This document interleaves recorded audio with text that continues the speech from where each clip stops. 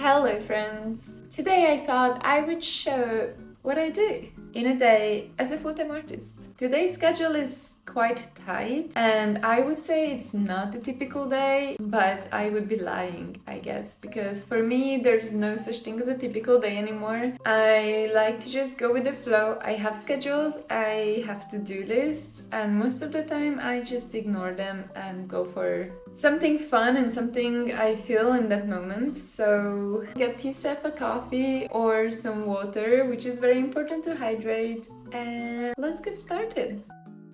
The very first thing on my agenda was to work on my website. It's supposed to launch in the beginning of September and I am kind of far from it being complete. And it's not necessarily the website part, it's the web shop part, but I am super excited for you guys to see it, and here is a little sneak peek. Okay guys, so I've just been to a studio sale in my street by accident, and that was the coolest studio clear out ever. The people whose studio is, they work as dancers and performers, and they have all this like funky stuff, but they also have a lot of art supplies, so let's see what I got. So first off, I got quite a lot of paint. There was a crazy amount of paint there, but I only got the ones that I know that I actually need. For example, this one is one of my most used colors. With this one, you know, I always put some neon pink or neon orange background with my paintings, and I was very happy because these are so expensive, and I think I got them for like 50 cents. Score. And then I got this one. This is called Portrait Pink, and from the same brand, this other orange one, because I'm running out of orange. But actually it's not a really good brand, I think. Like, the coverage is not super great, so I decided to just get these two just to try it out because they were 50 cents and they were unopened. And then I actually don't know Liquitex. I never used it. I just really like this color, so. And then burnt umber. I would say it's burnt umber. Don't quote me on this. Burnt amber. And a tiny golden one. I don't love adding golden details to my paintings, but I'm actually working on one with the golden frame, so I might try this one out. I got a paintbrush. I actually got another one, but I left that somewhere. Okay, and the other things, some clothes. I just needed to. I had to. Look at this one. Where am I gonna wear it? I'll take this out for coffee dates. I'll do this if I go in like business meetings. I'll wear it. I promise. Yeah. And then there's this one. And this is just gonna be the coolest painting outfit, I'm telling you.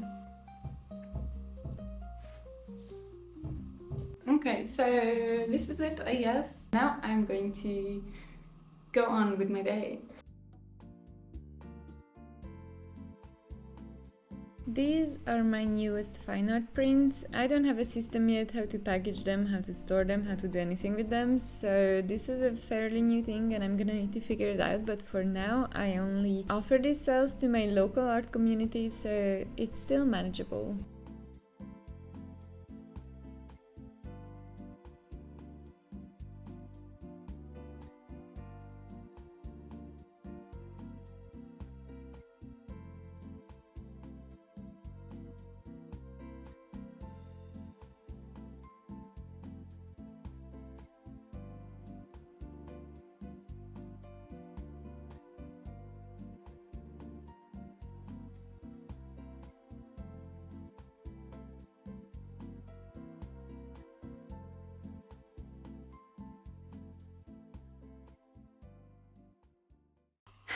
The thing is, I sign up for like free trials for everything all the time, and most of the time I forget to cancel it. And then I'm not super mad about it because then I think, okay, now I actually have a chance to fully try it out or commit to it.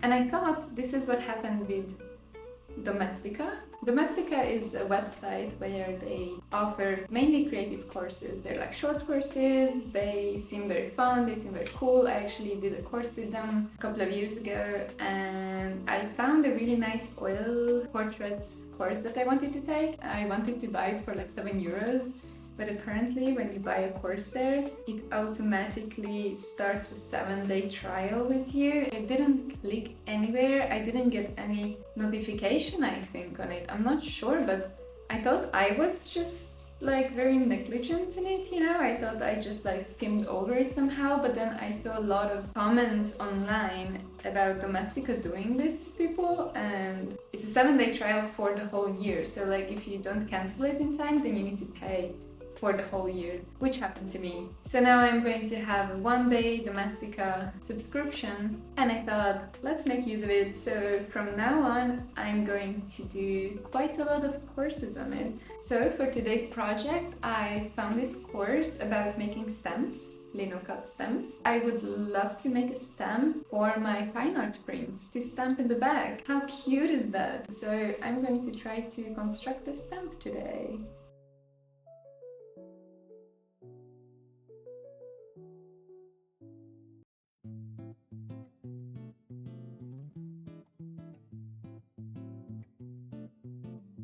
So this is the course that I decided on. I'm not going to show any footage or voice for obvious reasons, but you can totally see me absolutely not excel in this course.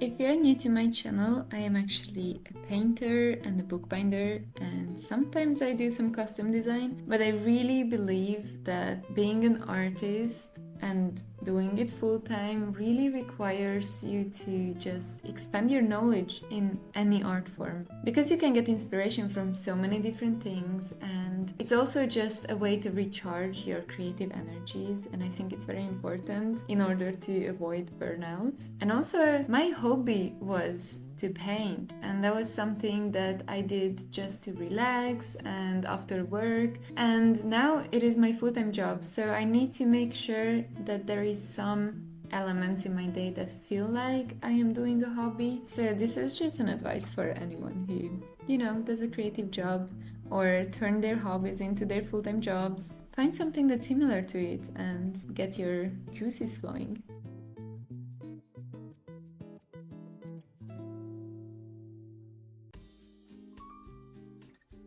The carving process was really fun. It is kind of tedious, but it just turned off my brain for a while, and I could just relax and pay full attention to that little blob that I was carving.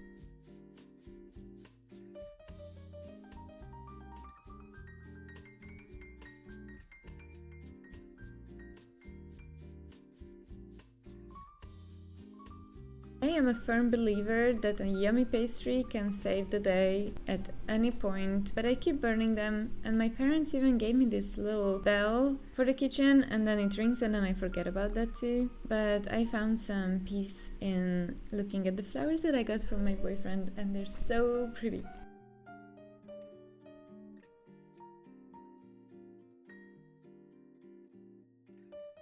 I went back to carving, which at this point I knew that this stamp is not going to look super great, but I just kept going because why not, and it's a really good learning process.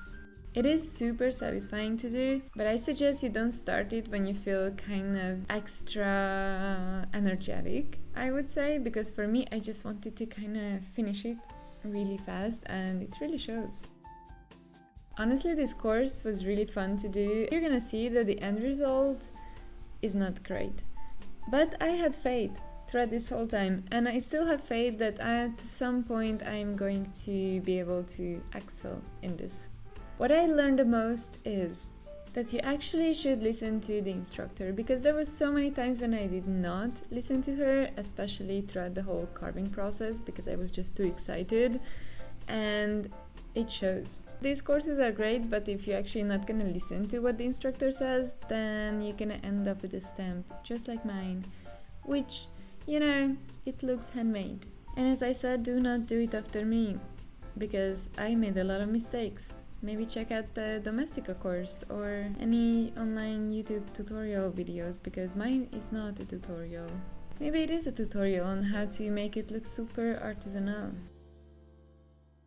Well, anyways, this was my day and I didn't do half of my to-do list, but I had a lot of fun and I tried out something new and I did a course. So I feel like it was a great day and thanks for sticking around. See you in the next one. Bye!